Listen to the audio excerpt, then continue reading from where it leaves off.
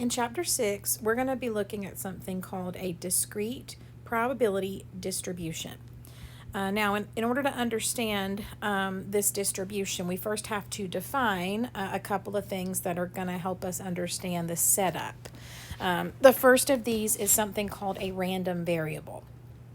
When we talk about a random variable, basically what we're going to do is we're going to look at outcomes of a probability experiment in a numerical form. All right, so one example here of numerical outcomes would be the number that comes up on each roll of the die. All right, therefore that would be considered our random variable. And we usually just denote these outcomes with a value of X. Other situations, like, we've dealt a lot with flipping a coin. And we talked about an experiment where we looked at the outcomes when 3 coins were flipped. Even in situations like that, we can look at outcomes that are in a numerical form, right? So like the basic outcomes that we've looked at were like heads, tails, heads, heads, tails, tails, right? Obviously, those are not numerical. But we could change that and we could say, well, we're going to look at the number of coins that come up heads.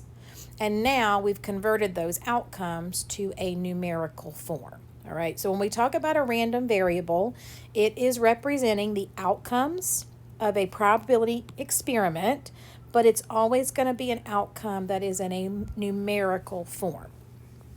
Now, generally speaking, when we talk about outcomes in a numerical form, we're going to see one of two cases, all right? We're either going to see a situation where we are counting something, all right, or have values that can be listed, or we're going to be looking at a situation where we are measuring something and we have an infinite number of possible values. All right, so you saw these terms back in your very first module, discrete versus continuous. So this should be a little bit of a review, all right? But discrete random variables, the key thing to note about them is that their possible values can be listed. You can write them all down individually. So for example, if we were going to look at the number that comes up on each roll of a die, I could write down those outcomes, 1, 2, 3, 4, 5, 6. If I was going to look at the number of times I get heads when 3 coins are flipped, right, I could list the outcomes, right? If I'm flipping 3 coins, could be that 0 come up heads, could be that 1 comes up heads, 2, or all 3. The key is I'm able to make a list. These are my possible outcomes. With a continuous random variable, I can't do that. There's an infinite number of possible outcomes, and I must instead use an interval to show the possibilities, like include everything between 10 and 20. So again, these are our measurements: heights, weights, temperature, volume, lengths of time, to give you an idea of what we're looking at here when we talk about outcomes being an interval. Let's say we were looking at the volume of water in a 20-gallon tank, right? And we were thinking about, what are the possible outcomes that we could have for that measurement, right? The lowest of these would, of course, be an empty tank, right, where there were 0 gallons of water. All right, now when we start thinking about can we list them, we might initially say, well, there could be 1 gallon of water or 2 gallons of water, right, all the way up to a full 20-gallon tank. But if you go back and think about this in a little bit more detail, you would also have to include the values between 0 and 1, right? You could have half a gallon, you could have a quarter of a gallon, an eighth of a gallon, a third of a gallon. And when you start introducing the values in between, there's an infinite number of possibilities, and you cannot write them all down. You can't make a list. And so what happens is you have to use an interval to state your possible values, right? In this case, we would include everything from 0 all the way up to 20. Okay, that's the difference between discrete and continuous. And so the first thing you're going to be doing in section 6.1 is just making sure, again, that you understand that difference between the two. Now, these distributions that we're going to be looking at, they work differently for discrete random variables and continuous random variables. So in this chapter, we are going to focus specifically on discrete, right, where outcomes can be listed. and then we'll focus on the continuous in a later chapter. So now, like I said, what we're trying to do here is construct something called a probability distribution, all right? This is just a table that summarizes all the possible outcomes along with the probability for each one, all right? So a distribution is typically set up like a table, all right? You have your x's, right? That's your random variable, your possible outcomes. And then you're going to state the probability or the chance that each one of those outcomes will occur. All right, and you'll do this depending on how many possible outcomes you have. All right, so let's go ahead and look at how we could construct this in our first example. It says we're going to toss a fair coin 2 times, right? And here's our random variable. Let x be the number of heads that come up. When you have a discrete random variable, right, you should be able to list the possible outcomes. So let's go ahead and do that because we're going to need that in our table. If I'm flipping 2 coins and I'm looking at the number of heads, right, that could be 0, neither one comes up heads. It could be 1 coin comes up heads, or 2 coins comes up heads. But that's it, right? Those are my only possible outcomes.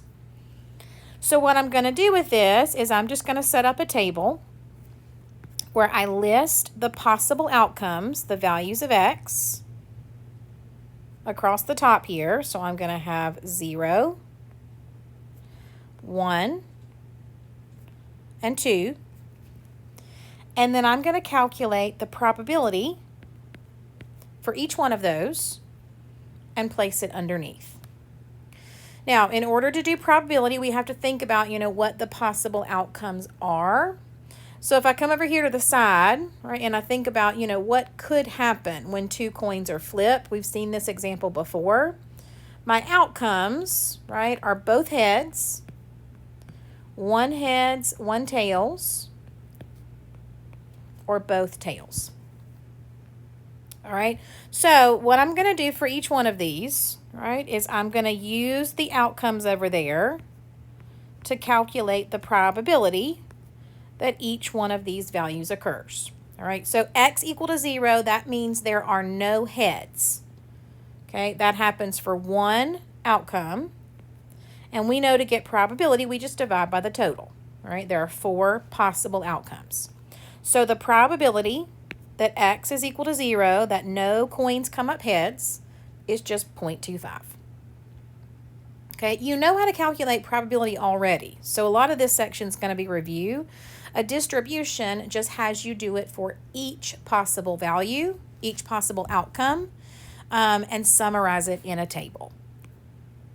Right? So like right here, I'm looking at the probability that x is equal to 1, right? Or that 1 coin comes up heads.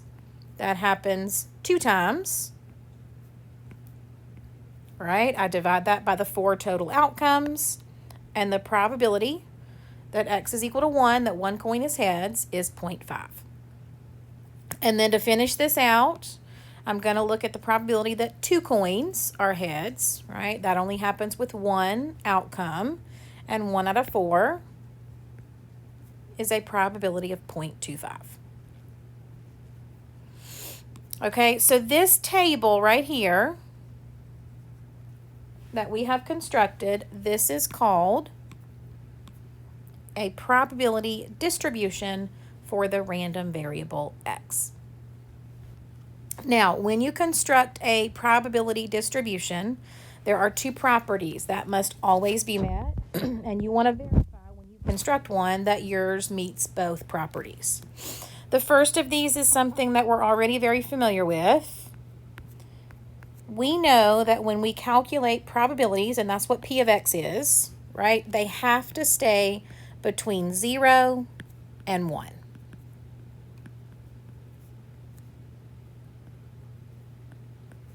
So what you're going to do is you're just going to come down here, you're going to look at your probabilities, and you're going to make sure that happens, all right? Doesn't matter for the x's, it's just the P of x.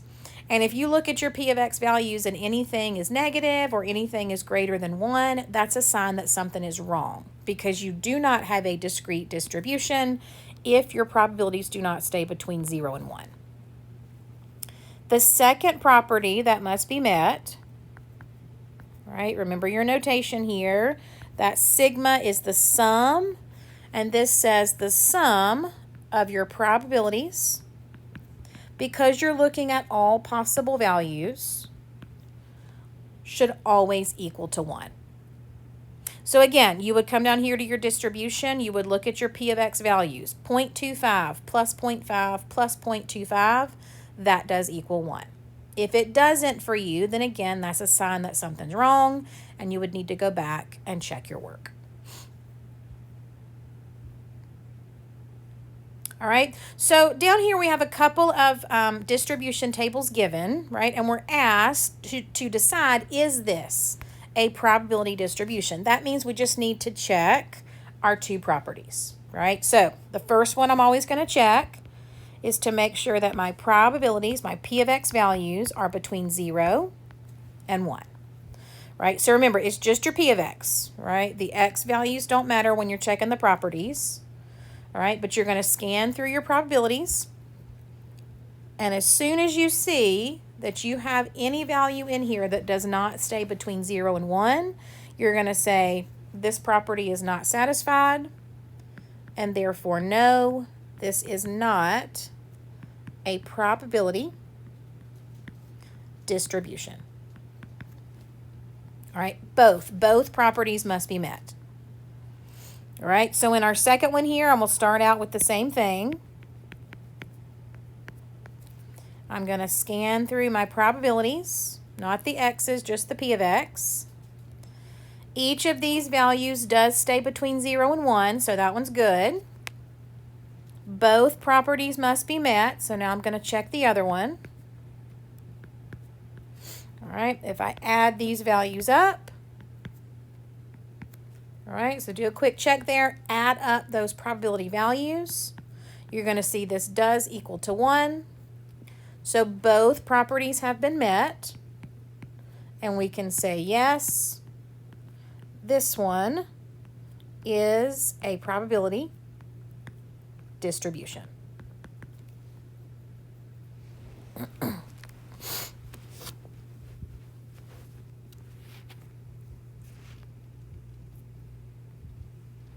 Okay, when you've got a distribution table, right, you want to remember it summarizes everything that could possibly happen in the experiment, right? So all possible values of the random variable and the probability of each one. And so you can use that if you need to combine different possible outcomes together.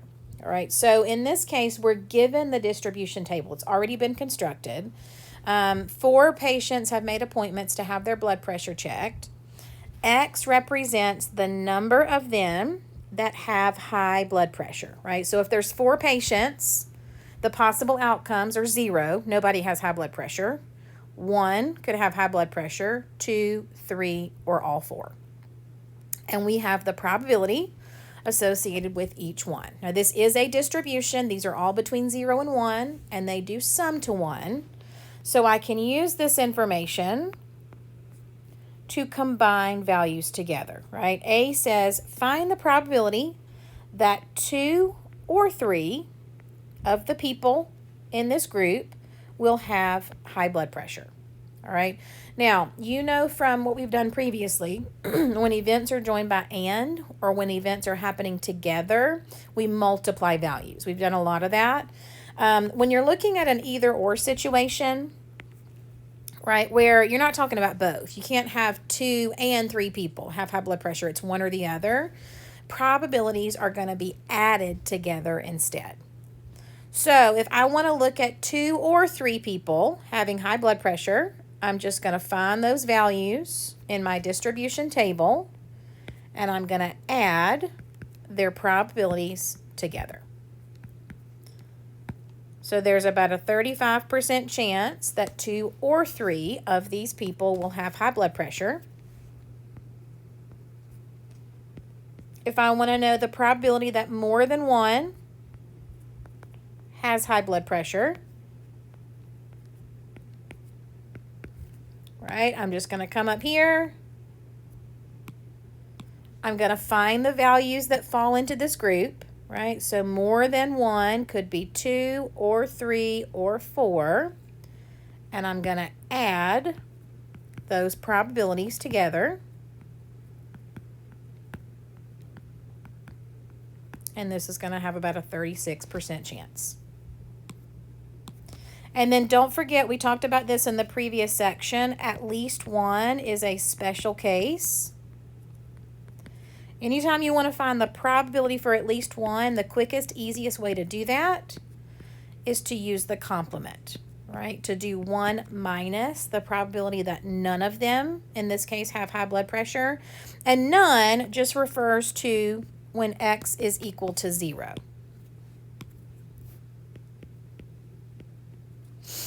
All right, so I could come up here, I could say, well, the probability that none of them have high blood pressure is 0.23.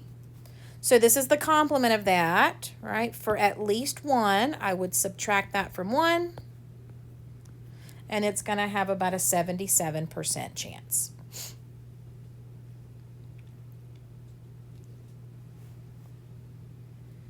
Okay, so the first things you're going to be doing here in section 6.1, right? Understanding discrete versus continuous, constructing a distribution table, being able to check those properties that must always be satisfied, and then using a distribution table to pull information like this where you are combining multiple values together. All right, there is a second example here of constructing a discrete distribution table when you're looking at possible outcomes. So I want you to attempt that one, and then you can check your answer to that, because I did post the completed notes for you, so you can check this with my distribution table when you look at your completed notes. But I want you to try that one first. It's similar to what we did with the coins, right? But you're going to look at what are the possible outcomes, the possible values for x here, and then list the probability for each one. All right, now, when we talk about constructing discrete distributions, we can do this based on sample space and just thinking about possible outcomes. We can also do this based on sample data, right? And we kind of know this already. We talked about theoretical probability versus empirical probability, and empirical just means it's based on data. And so these distribution tables are going to work no matter which type of probability you're looking at. So like in this case, I have a data set, really a frequency distribution. All right, I'm looking at 1,000 parking spaces broken down by the type of space. All right, and the information given is the cost of the space and the number of spaces for which that applies. So I'm asked to construct a probability distribution where x represents the hourly parking fee. All right, so I know my distribution here is just going to be a table. I'm going to list the possible values of x and the probability for each one. All right, so x represents the fee, right, or the cost. And it is common practice to put numerical values in order. So I'm going to start with the lowest price here, which is the $1.50. That'll be my first possible outcome. And then I'm going to move up to $2. Right, then it goes to $4. And finally, $4.50. All right, so I've got my possible outcomes. I need the probability for each one. And we know already when we're dealing with frequencies, right, the number of spaces, we just take the frequency and we divide by the total to get our probability. So this one told me it was 1,000 parking spaces. If it had not, I would have just added up my frequencies. And then all I have to do to convert each one of these to a probability is take the number of spaces and divide by the total. Right? For each one of these, all I have to do to convert to probability, which is what should be in my distribution, is take the number of spaces for which that happened and divide it by the total. So for $1.50, my probability is going to be 0.423. For $2, it's going to be 0.142. For $4, 0.057. And for $4.50, 0.378. And then I can check my properties. P of x stays between 0 and 1. If you add it up, it will sum to 1. So we have correctly constructed our probability distribution. Okay, so again, whether it's based on, sample space and possible outcomes or data, the probability distribution is just a table where you list the x's, the possible values of the random variable, however that's defined, and then you calculate the probability for each one.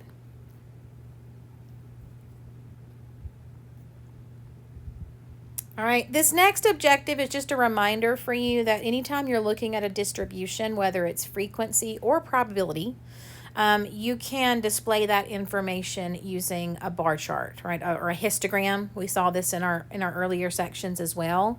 So most of the time, you're going to be looking at probability distributions as a table, like what you're seeing here. It could be a table with 2 rows, or it could be a table with 2 columns.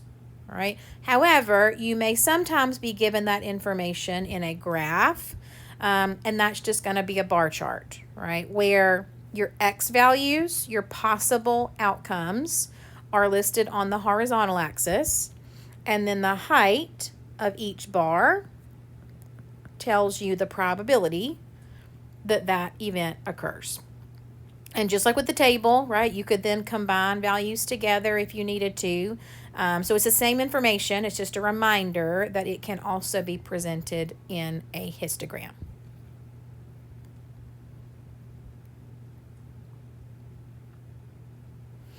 Okay, so to wrap this up, the last 2 objectives, we're going to look at some formulas that we can use to find the mean and the standard deviation of that random variable, right? In other words, what would we expect to be the value of the random variable?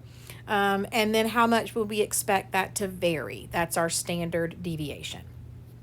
So we're going to start with our mean here. When we start working through this, the process should look very familiar because it's basically just a weighted mean, right? Where you take each outcome, x, and you weight by the probability, right? See your formula here? It says take each x and multiply by its probability,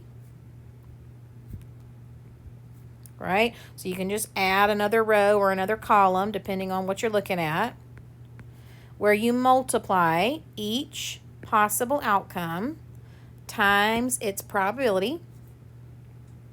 All right, that's where you're weighting it. And then to get the mean, and this should have a little x on it, we use mu and we put a little x on it to denote that we are dealing with a random variable here. All we're going to need to do is take the sum of those weighted values.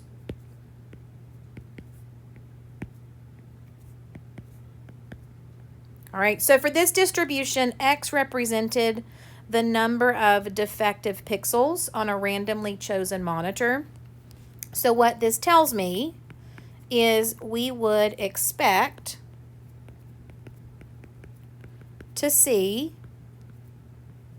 about 1.2 defective pixels on a selected monitor. Now, obviously 1.2, right? You can't have 1.2 defective pixels. So we're saying about 1, but we're going to leave this in its exact form. We call it the theoretical mean, which is a value of 1.2. All right. And note that the mean is commonly referred to as the expected value. And that's typically denoted E of x, right? And that's why I keep using that term expected. The mean tells me what I would expect to happen when this particular experiment is run a large number of times. Okay, and that's what this is saying in this next section, going back to the law of large numbers. Basically, you know, we saw this before. The more times we do something, the more accurate those probability values are going to be. And that's essentially what this says as well, right? The more times you run the experiment, the more samples that you take, the larger the size of your samples, the closer you're going to get to correctly approximating the overall mean or the correct expected value. All right, and so then to finish this out, we're looking to get our standard deviation, and you should remember from what we did back in chapter 3 that in order to find standard deviation, you have to first find the variance, right? Because standard deviation is just the square root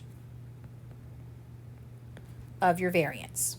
So we're going to have to calculate our variance. We see our formula here, all right? We're going to calculate deviations squared, all right? We've done this before where you take a value, subtract the mean, and square it. But then again, we are weighting by probability, so we're going to have to multiply each one of those by P of X before we take the sum. Okay, so let's look at that with our distribution here. Same one we just looked at. We already know the mean is 1.2. So to get my variance, all right, what I'm going to do is I'm going to set up kind of a little table like I did back in chapter 3, all right, to make sure that I look at the individual values, the deviation squared, weighted for each possible value of X, all right? So I'm going to put my distribution in columns here just to make it a little bit easier to look at each value. All right, so I'm just copying down the values of X and the probability of each one. And then what I'm going to look at here is the deviation squared. Okay, so X's are here. All right, we're going to take each X and we're just going to subtract the mean, which we know is 1.2. And we're going to square. Okay, so for example, the first X value is 0. I'm going to subtract the mean of 1.2. I'm going to square it, and that's going to give me 1.44. All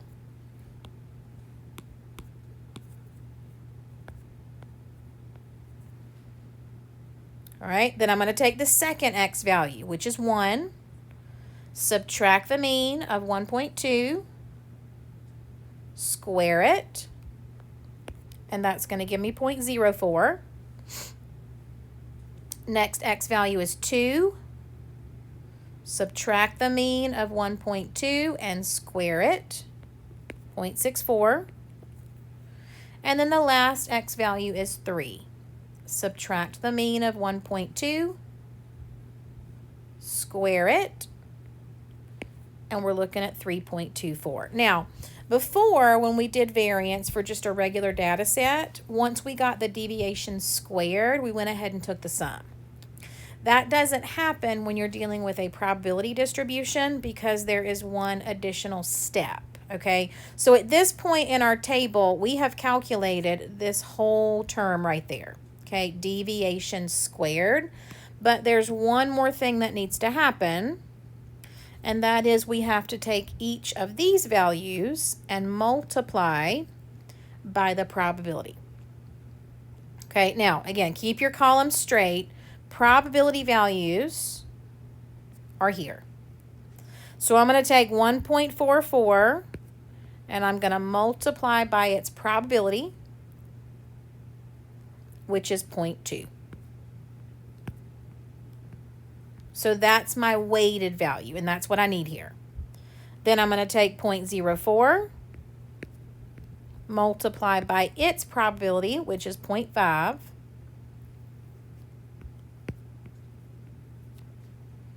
I'm going to take 0.64, multiply by its probability, which is 0.2.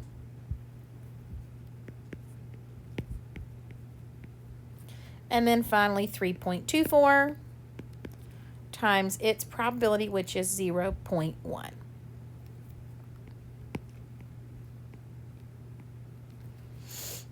All right, now I've done all of that in brackets, and the only thing left to do to get my variance is take the sum. So these are the values right here that I want to add up. And when I do that, what I get for my sum is going to be the variance of this distribution. Okay, so that sum right there is the variance, which is 0.76. And then all I have to do to get my standard deviation is take the square root of that variance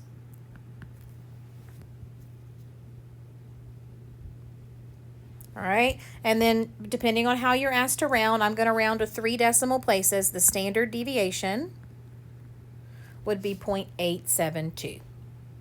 So we would expect the mean, about 1.2 defective pixels. We would expect the values to vary or differ from that mean by about 0.872 on either side of that mean. All right. Now, when you're working through your module, because you have a module and you have homework for 6.1, when you're working through your module for 6.1, you're going to be working through and calculating using the exact steps that you see here. There is an alternate formula that can be used in place of this one, and that's what you're seeing right here.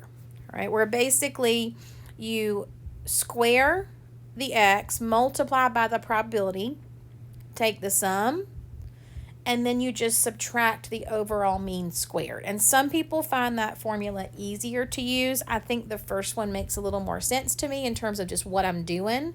But you are welcome to use that alternate formula if you work through some and you find that that one is easier.